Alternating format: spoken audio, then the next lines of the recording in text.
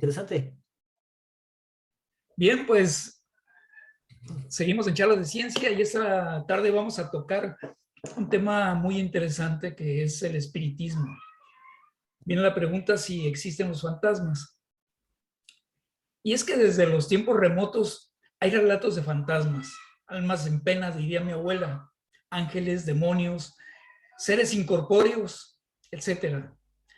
Ante los grandes éxitos de la tecnología y el crecimiento de oferta de diversión en los medios, la tradición oral ha ido desapareciendo. Los relatos que pasaban de padres a hijos ahora son sustituidos por series y películas de todo tipo. Las charlas de experiencias pasadas se pierden. A finales del siglo XIX y principios del XX hubo un gran interés de la sociedad por los espíritus. Lideraban estas corrientes en los medios Sir Arthur Conan Doyle, el famoso escritor de Sherlock Holmes, y Harry Houdini, un gran mago, y ambos sostuvieron su posición toda la vida. Conan Doyle a favor de que sí existían los espíritus y Houdini buscando los fraudes que se hacían. Había una gran amistad con ellos, pero esta diferencia los empezó a desunir. Hubo dos puntos culminantes en esta disputa. Houdini, queriendo hablar con su madre, va a una sesión espiritista donde la medium escribe una carta que le dicta aparentemente su madre con frases tiernas, datos que solo conocían ellos y un buen mensaje. Pero Houdini se levantó molesto y atacó fuerte a Conan Doyle. El motivo era que la carta que escribió la medium de lo que decía la madre estaba escrita en inglés y su madre nunca habló inglés. Conan Doyle afirmó que los espíritus aprenden. Houdini se molestó más y nunca aceptó esa explicación. Sin embargo, siempre Houdini estuvo buscando si era verdad o no era verdad. Hizo un pacto con su esposa.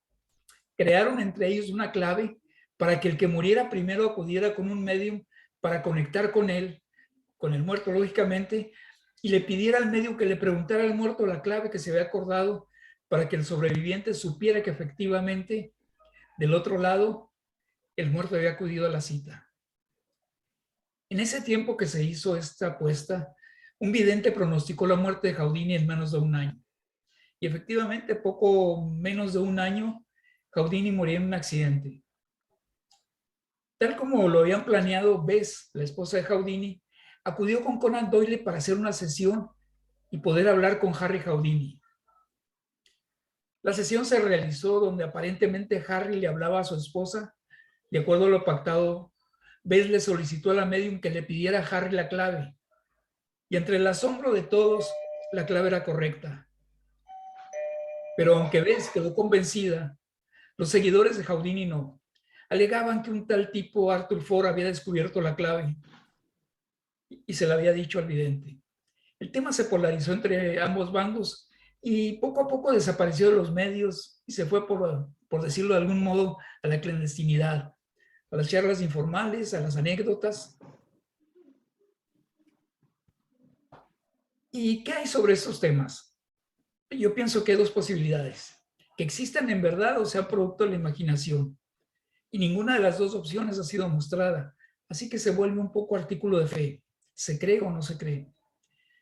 Durante mi vida he escuchado innumerables relatos sobre el tema de personas que considero serias y por otro lado he presenciado hechos inexplicables que podía entenderse fácilmente si creyera en los fantasmas. Pero no podría demostrar. Y la evidencia a la que podría acudir pueden ser puestas en dudas. Así que, bueno, en este caso no es muy bueno hablar de ellas. Pero se me antoja probar el modelo UMIM, universo material e inmaterial, con este extraño fenómeno. Vamos a analizar los relatos y démosles crédito. Supongamos que son ciertos los relatos.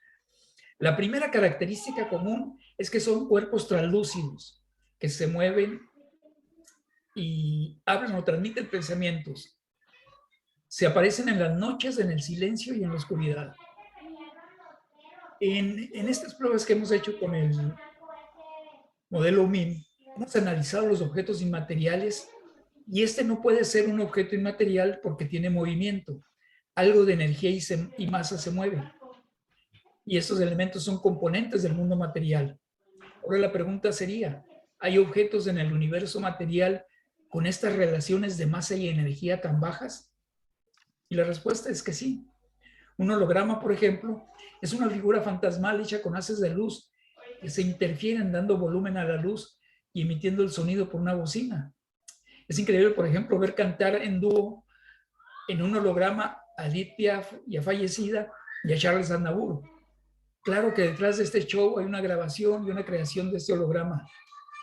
Sin mente, una proyección. En los relatos normalmente se perciben mensajes de los fantasmas, pero rara vez se establece una comunicación con ellos, como pasa con los hologramas. Se escuchan cantar, pero no interaccionan con nadie. En el caso de los fantasmas, pudiera ser que alguien esté detrás generando fantasmas, como se genera un holograma. Houdini aparecía fantasmas en sus presentaciones que impactaban a la gente. El mismo Conan Doyle aseguraba que Houdini tenía dones especiales, aunque él siempre afirmó que eran trucos, aunque nunca los reveló. Es probable que los fantasmas sean hologramas de algún bromista. Sin embargo, dudo mucho que hace 6,000 años hubiera la tecnología para hacerlos. En física cuántica también se habla de fantasmas. Un físico tomó una pantalla, le hizo un orificio e hizo pasar un rayo de luz que se proyectó en la pared. Con un solo orificio aparece un círculo en la pared. La luz se comporta como partículas. Luego le hacen 2 orificios y aparecen bandas de luz fuertes y débiles. Ahora la luz se comporta como una onda. Hasta ahí está todo bien, es un experimento clásico. Pero a un físico se le ocurrió hacer decenas de orificios en la pantalla y pasaba lo mismo. El haz de luz aparecía como franjas en la pared. Luego le puso detectores de fotones en cada orificio para detectar el paso simultáneo de los fotones. Después empezó a reducir el rayo de luz y el fenómeno no cambiaba. Incluso logró mandar un solo fotón. Este fotón fue detectado en todos los sensores de los edificios. Esto significa que el fotón pasó por todos los orificios. La explicación que le da este físico es que los demás fotones eran fantasmas y concluye con una historia multiverso. Aunque es posible que al producir ese solitario fotón generó armónicas que pasaron por los otros orificios en forma simultánea.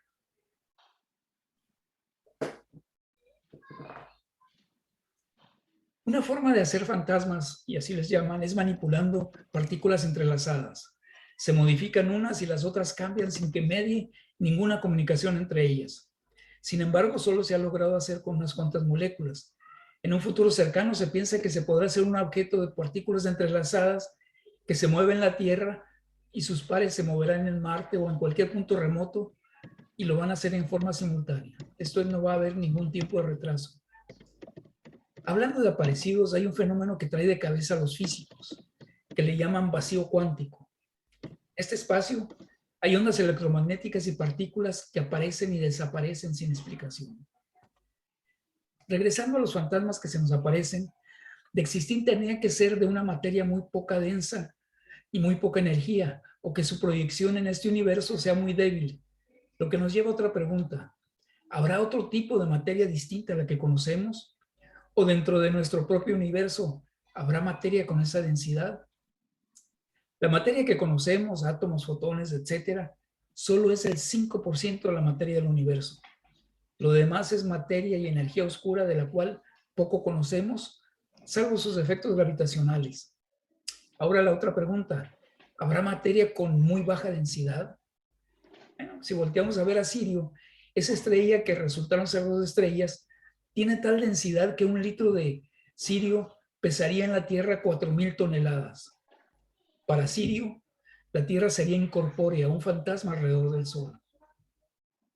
De la misma forma, es posible que existan objetos o personas con muy baja densidad, de acuerdo a la forma translúcida y la poca fuerza que ejercen sobre los objetos de nuestros universos.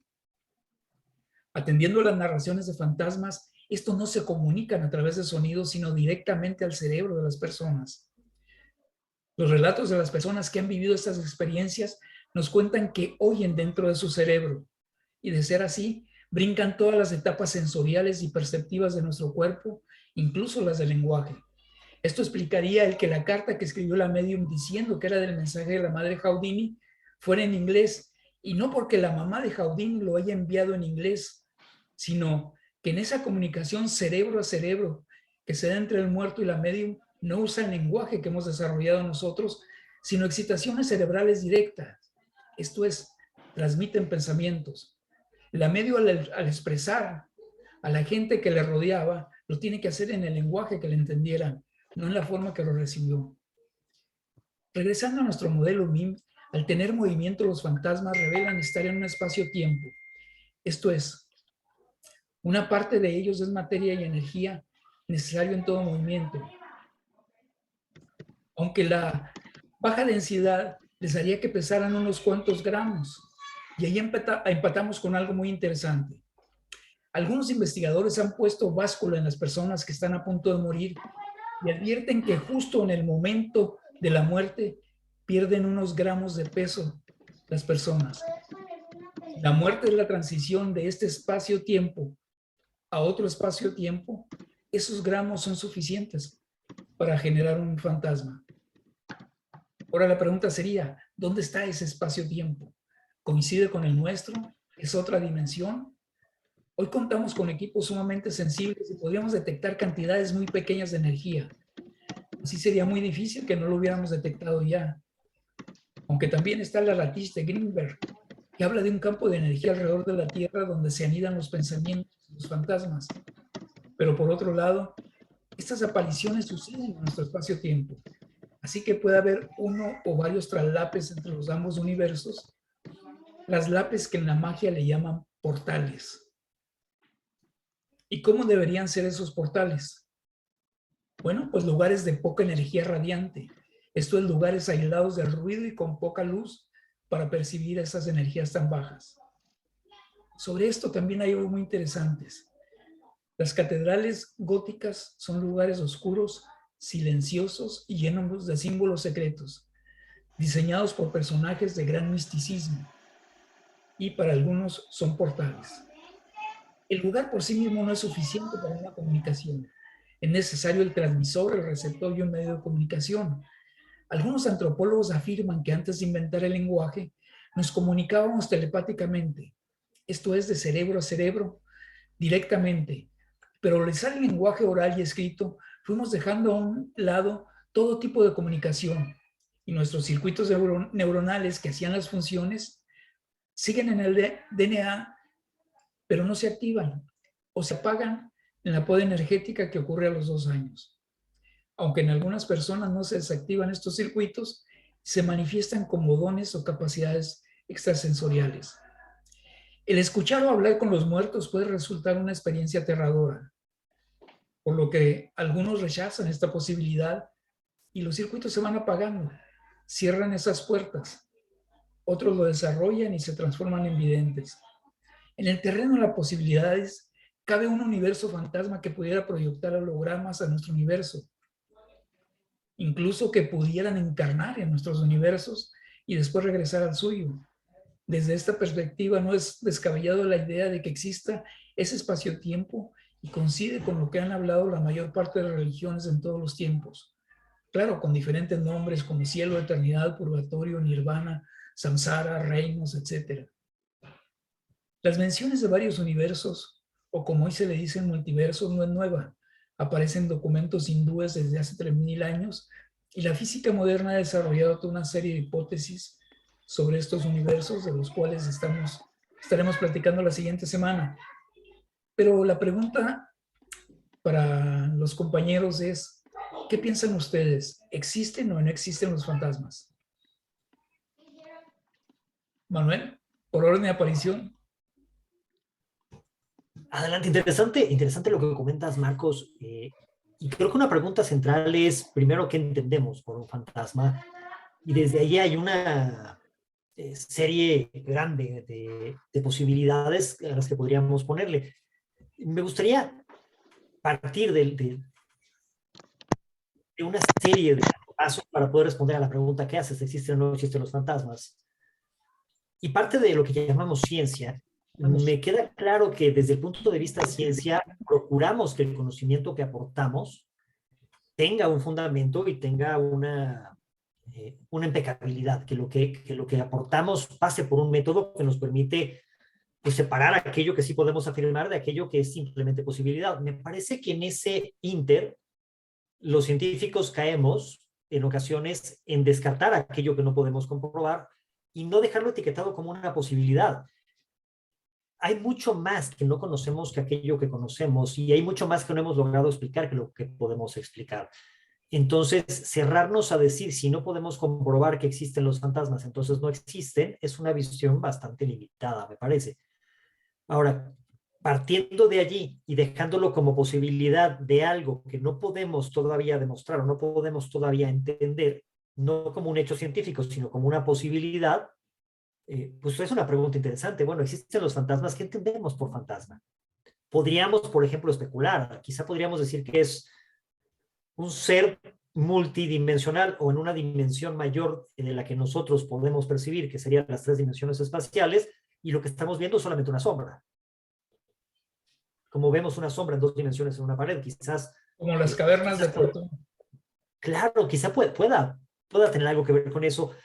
Y me gustaría poner una pregunta en la mesa. Bueno, si decimos, ok, sí, aceptamos que existen los fantasmas, que yo he escuchado versiones que sí. Les cuento una anécdota. Estaba alguna vez en la planta de Coca-Cola en Pachuca, a las 3 de la mañana terminando una junta. Casi nunca nos pasa eso de terminar juntas en la madrugada, ¿no? Y se me ocurrió decir, vámonos, que aquí espantan. Y uno de los policías me dijo, ¿qué ya le ha tocado?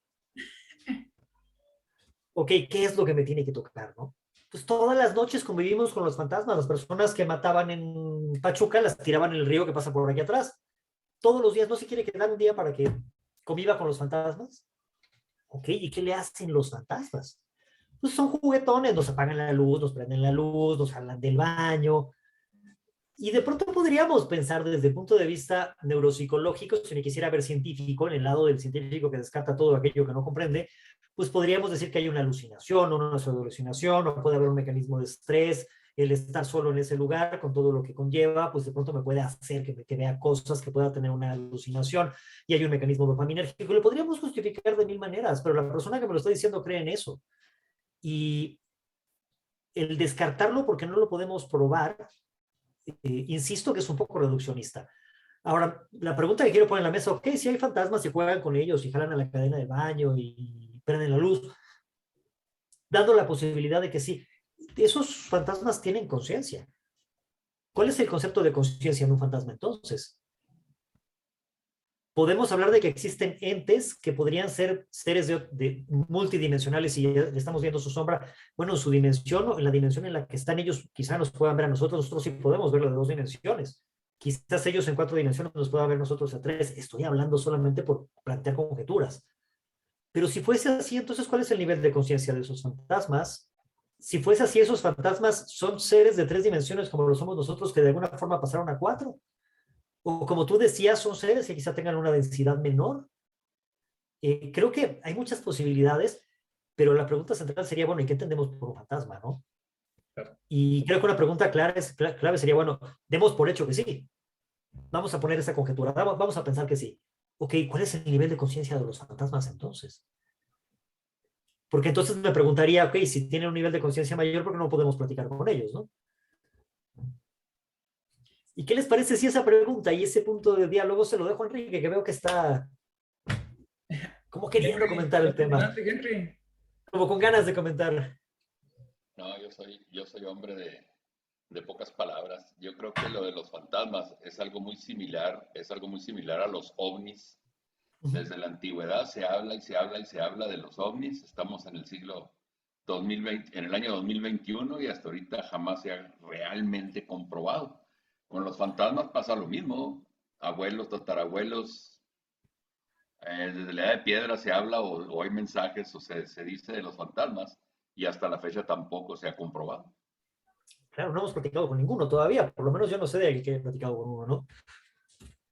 Por lo menos no desde un punto de vista que podamos verificar que se platicó. Quizá de pronto puede haber un viaje en el que platiques con un fantasma, ¿no? Puede haber una alucinación, una pseudoalucinación, ahora sí me voy a ver científico, o una ilusión desde la que pensamos que nos comunicamos con un fantasma, pero pues de pronto quizá pueda ser más una explosión de dopamina que realmente que había Es un lo fantasma ahí. mismo, Uh -huh.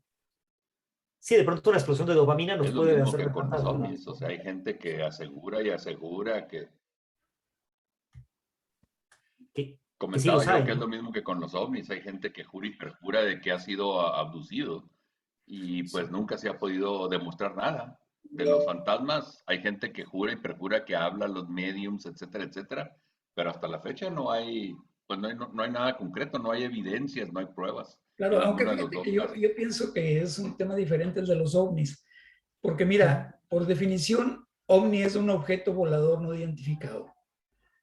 Y si no identificamos el objeto que está volando, ¿de dónde demonios podemos saber que va un extraterrestre adentro? O sea, es un poco... Pero sin embargo, hay muchos testimonios de gente que ha muerto y ha mandado mensajes, ¿no?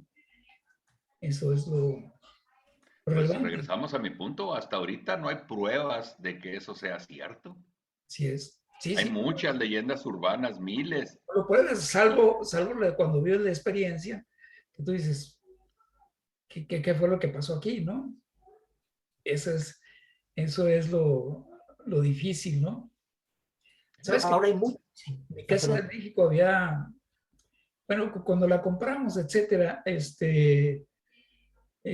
como, como empresario y todo, pues vives tú de los pagos, ¿no? Y siempre llega el viernes y pagas la nómina y a veces te queda algo para ti, o a veces no. Cierta vez estábamos esperando un pago para irnos a Acapulco.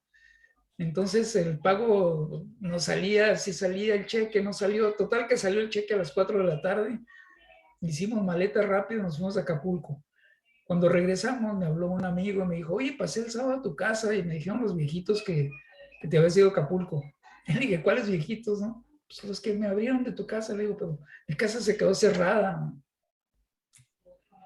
Bueno, los años que vivimos en esa casa del Valle, la mayor parte de la gente y amigos estabas convencido de que había unos viejitos cuidando la casa, ¿no? Todos los vieron todos, yo no lo vi, yo no puedo decir, pero todos mis amigos lo vieron, ¿no?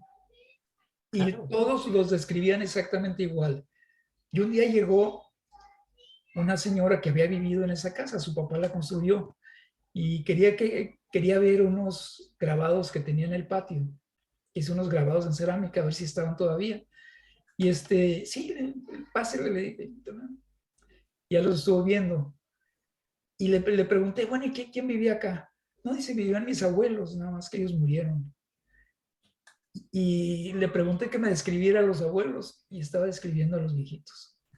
Ujú. Increíble, o sea, y te digo, yo no relato lo que me dijeron, ¿no? Aquí en Querétaro, Marcos, nos pasó algo Vale. similar. Rentábamos una casa en el centro como oficina y en algún momento de esas veces que igual nos quedamos hasta muy tarde, la casa de al lado estaba en renta y escuchamos una fiesta, claramente, ¿no? Y no había además demasiadas casas, eran casonas del centro, ¿no? Mira, ya se rentó la casa de al lado. Y al siguiente día le preguntamos al que la rentaba, oye, ¿ya rentaste la casa? Felicidades. ¿Ya renté la casa? ¿Por qué? ¿Se metió alguien? Pues es que ayer escuchamos una fiesta. Fuimos a la casa y no solamente no había señales de fiesta, había polvo. Si hubiera habido una fiesta, no hubiera habido polvo. Ahora, quizás te quiero plantear una pregunta en la mesa. No estoy afirmando que existen o no existen, pero sí insisto en que hay muchas cosas que no conocemos. Solamente tenemos la percepción de aquello que podemos recibir por los cinco sentidos. Si tuviésemos la posibilidad teórica de ver un mundo en dos dimensiones enfrente de nosotros, para nosotros sería claro que existe ese mundo de dos dimensiones. Y ellos podrían ver nuestra sombra, la sombra que nosotros proyectamos de tres dimensiones en dos dimensiones, pero esos seres de dos dimensiones no creerían en nosotros, porque simplemente no Bueno, sabrían que bueno, existimos. es que mira, hay una cosa. Nosotros vemos en dos dimensiones. La imagen que se ve Ellos, en la retina es de ellos ven dos. nuestra sombra, ¿sí? La tercera la construimos. Sí, O sea, el cerebro la fabrica, ¿no?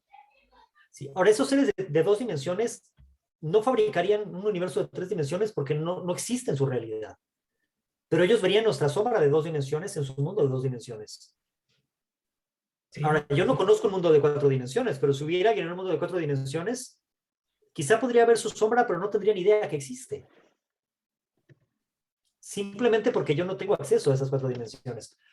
Y aunque no podamos probar que existe un mundo de cuatro dimensiones, y no lo podríamos afirmar científicamente, pues quizás es interesante de pronto jugar con las ideas, ¿no? Oye, si hubiera un mundo de 4 dimensiones, si hubiera alguien en ese mundo de 4 dimensiones, yo no lo podría ver. Ahora fíjate, si analizamos, por ejemplo, los átomos, que estamos compuestos todos de átomos, el átomo, la esfera del átomo, que es la que tocamos, etcétera, está prácticamente vacía. O sea, la cantidad de masa que tenemos nosotros es prácticamente, la relación entre volumen y masa es nada. O sea, estamos hablando de que nuestra masa total ocupa una 1.000 millonésima de millonésima de espacio. Todo lo demás son campos electromagnéticos que se oponen unos a otros. Esto es la cantidad de masa de la Tierra, dicen que cabría en un grano de arroz, para que nos demos cuenta de la masa. Prácticamente somos un holograma, ¿no? Entonces la posibilidad de que hubiera hologramas todavía menos densos que nosotros o más densos es totalmente probable. Y si pudieran existir varios universos de espacio-tiempo y hubiera ese que se traslapa, pudiera ser que en el momento, como tú dices, de que se está proyectando la sombra, ese traslape sea de muy baja energía y de muy baja masa, ¿no? O sea, como una sombra. Y aunque científicamente no lo podamos afirmar, de pronto es divertido jugar con las ideas, ¿no? Claro. Fíjate que la cienciología piensa que este mundo es un juego creado por los espíritus, donde venimos a experimentar, claro. Es una interpretación que dan también, ¿no? De la realidad, donde nuestra verdadera esencia es espiritual y venimos a este mundo material a experimentar, ¿no? Sí. A jugar con más masa. Que a fin de cuentas, la física cuántica nos ha dado bastante luz en ese tema de que lo que nosotros percibimos como sentido común, de pronto cuando nos acercamos un poco más, pues resulta que no funciona como esperábamos que funcionara, ¿no? Resulta que de pronto Newton se convierte en un caso especial, ¿no? Sí, te tienes el caso, por ejemplo, de los campos electromagnéticos. Ahorita conocemos muchísimo de los campos electromagnéticos, pero tenemos 200 años conociéndolos. O sea, los campos electromagnéticos estuvieron invisibles, salvo la luz. Todos los demás campos magnéticos jamás sabíamos que existían, ¿no? Pero conocemos muchísimo, más o menos, ¿no? Sí. O sea, conocemos lo que tenemos acceso a conocer, dentro de los 5 sentidos que tenemos y dentro de lo que hemos podido avanzar. Sí, pero realmente sí, dominamos los campos electromagnéticos. No, incluso nuestros sentidos son sumamente elementales, ¿no? Claro, y campos tenemos un buen avance, tenemos 4 ecuaciones que nos sirven para mucho, pero esas 4 ecuaciones no describen toda la física, ¿no? Claro. O sea, creo que nos falta mucho por avanzar en la parte de campos electromagnéticos, en la parte de física cuántica, en la parte de relatividad, y creo que nos falta todavía como poderlas unir, porque de pronto hay partes en las que no son muy compatibles una con otra, ¿no? Ahora fíjate, hablando de campos electromagnéticos, nosotros tenemos 2 sensores de campos electromagnéticos nada más. La retina y la glándula pineal. Lógicamente la retina recibimos los campos electromagnéticos de la luz y por eso podemos ver. Pero la glándula pineal, ¿para qué necesita tener células que reciben ondas electromagnéticas? Estando en el centro de la cabeza, ¿no? Entonces, ¿qué tipo de ondas electromagnéticas recibe? Descartes decía que en la glándula pineal descansaba el alma, ¿no? Dicen que es la glándula del alma, ¿no? Entonces, habría que ir a los relatos sobre la glándula pineal. Algo que me asombra mucho de la glándula pineal es que en la Plaza de San Marcos, en el Vaticano, hay una enorme glándula pineal como monumento a la glándula pineal. Sí. Y en todas las religiones aparece la glándula pineal. Los bastones de mando, por ejemplo. El bastón de mando tenía una glándula pineal en el extremo. Y luego estaba el mango. Yo escuché alguna vez que es la glándula de Dios. Escuché alguna vez. Que es como nuestro micrófono hacia Dios. Había escuchado alguna vez. Sí, puede ser nuestro contacto con los pensamientos. Porque fíjate, Todavía desconocemos nuestra propia naturaleza. O sea, ¿qué somos? ¿A dónde vamos? Claro. Creo que, como les decía al inicio, es mucho más lo que no sabemos que lo que sabemos. Claro. Incluso no sabemos el tamaño de lo que no sabemos. Sí, sí, sí. A ese nivel está nuestro desconocimiento. Solamente conocemos lo que desde nuestros sentidos alrededor de nosotros podemos conocer, pero no tenemos idea ni siquiera del tamaño de lo que no sabemos. Y dentro de eso que no sabemos, creo que hay mucho que de pronto descartamos porque no lo podemos probar, porque no tenemos acceso a ello, pero creo que ahí hay mucho que nos va a ir sorprendiendo conforme lo vayamos descubriendo, ¿no? Sí, el autor de la teoría de la complejidad decía que vivimos en un océano de incertidumbre con algunas Totalmente. pequeñas islas de certeza, ¿no? Claro, o sea, por ejemplo, ahora comentabas, sabemos de la teoría electromagnética, pues sabemos un pedacito de lo que puede ser la teoría electromagnética, ¿no? Y creo que de la física cuántica estamos empezando a dar pasos en la física cuántica de un mundo que puede ser mucho más grande de lo que es. Me parece que ni siquiera podríamos ponerle porcentajes a qué porcentaje de la física cuántica ya sabemos y qué porcentaje no sabemos, ¿no? Se da muy poco. Incluso si... El problema es que tenemos dos físicas. Sí.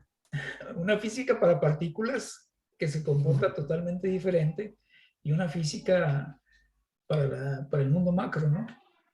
Sí. Y dentro de eso una física para velocidades bajas y una física para velocidades un poco más altas, ¿no? Sí, sí. Y, y creo que si me apuras un poco, esas dos físicas tendrán que sustituirse por una más. Claro, claro, claro. En algún momento Fíjate que que sí, las concilie, porque no están conciliadas, ¿no? sí, por ejemplo, estamos todavía con la física de la relatividad, que tampoco empata con la física clásica ni con la física cuántica, ¿no? Sí, que la física clásica se vuelve un caso especial, la física cuántica hay partes que coinciden y partes en las que no hay coincidencia, ¿no? Ajá. Y luego Lo entra la cual, física del sí, caos, ¿no? por cierto, que se vuelve sumamente interesante porque empieza a develar muchos secretos que antes teníamos, ¿no? Claro, y desde esa perspectiva, si pones en la mesa el pedacitito que conocemos contra el gran pedazo que no conocemos, pues es un poco temerario afirmar algo, ¿no? Si te Sí, dijera, te digo que no existen los fantasmas, pues es un poco temerario porque lo que conozco es un fragmento del todo, ¿no? pero, Es como pretender conocer la receta de un pastel conociendo solamente el grano de sal, ¿no? sí, sí, sí, muy O cierto. sea, solamente veo el grano de sal, ¿quieres que te diga la receta del pastel? O quieres que te diga si el pastel lleva mantequilla? Me cuesta un poco de trabajo afirmarlo con tanta contundencia, si sí o si no, ¿no? Sin embargo, fíjate que sí se vuelve un asunto de fe, pero se vuelve un asunto de fe, pero es muy difícil poder desacreditar una idea así, porque Claro, hay muchos testimonios, ¿no? claro, yo te diría, desde el punto de vista de la física, te diría, ¿existen los fantasmas? O de la ciencia, te diría, pues no, no hay una argumentación científica que haya probado que existen los fantasmas. Ahora, si te dijera desde el punto de vista de todo lo que nos falta por saber y desde un punto de vista más de sentido común, te diría, pues no lo sé, cabría que sí, quizá, ¿no? Porque Fíjate que hemos hay vivido cosas que no algo podemos explicar. interesante. Schrödinger, el padre de la física cuántica, el, de la gran ecuación, hizo una serie de conferencias sobre la mente. Y al final le preguntaron, ¿y qué pasa? ¿Crees que hay otra vida? ¿Qué va a pasar contigo cuando te mueras? Y le digo a Schrödinger, mira, el cuerpo ya sabemos qué le va a pasar, pero la mente es atemporal. Y de eso fueron las conferencias, donde demuestra que la mente es atemporal. Dice, si la mente no tiene un principio, si la mente no tiene un antes, no puede tener un después. Claro, Entonces, ¿qué le pasa a la mente? ¿Se irá en esos gramos que se desprenden del cuerpo? claro. Que es un poco la pregunta que hacía, bueno, si hay fantasmas, ¿cuál es su nivel de conciencia, no? Claro, claro, puede ser mentes que puedan subsistir en otro ambiente, lógicamente con menos masa y con menos energía, ¿no? Ajá. Lo cual los hace una proyección distinta, ¿no? O los hace inaccesibles a nuestra dimensión, ¿no? A nuestra realidad o a nuestra percepción, ¿no? Sí, sí, sí. Sí, puede ser que coexisten con nosotros y su nivel es tan bajo de energía que no lo detectamos, ¿no? Uh -huh. ¿sí? Que insisto, lo único que podemos percibir es aquello que nos transmite los sentidos y es un pedacito, ¿no? Sí, y De fíjate hecho, que tiene un nombre. Sí, sí. sería bueno ver, por ejemplo, en el nivel de nosotros donde está bajo la conciencia, que es cuando dormimos, es cuando precisamente hay los relatos de muertos que vienen a dejar mensajes, ¿no? Cuando los soñamos, ¿no? Y sería una forma de que entraran a nosotros, ¿no? Y ahí tengo yo una Sí, experiencia medio interesante, ¿no? sí, ¿qué es lo que te digo? O sea, no, hay cosas que no podemos explicar y le ponemos el nombre de fantasma, pero efectivamente hay cosas que no podemos explicar, ¿no? Sí, sí, los Como esta sueños. experiencia que nos cuentas, ¿no? ¿Qué pasa en nuestro cerebro cuando la conciencia está dormida, ¿no? Cuando estamos inconscientes durmiendo? ¿De dónde vienen los sueños, no? Sí. Ahora, recuerda que nuestra mente va a construir aquello que percibe. Claro. Y dentro de eso, aquello que no puede relacionar con lo que conoce le va a dar forma. Sí, sí, sí, sí. Entonces, quizás algo que yo estoy percibiendo que no está dentro de mi círculo de comprensión, lo voy a construir y le puedo poner el nombre de fantasma. Claro, sí, sí, estamos llenos de supuestos, ¿no? O sea, el cerebro nos quiere dar la tranquilidad de que estamos bien, de que conocemos todo. Claro, incluso ponemos un ejercicio en el que engañamos a tu cerebro dándole un patrón. Y en ese patrón te hacemos pensar que dos colores son diferentes cuando si quitas el patrón se ven exactamente iguales. Tu cerebro es capaz de alterar la realidad con tal de darle sentido.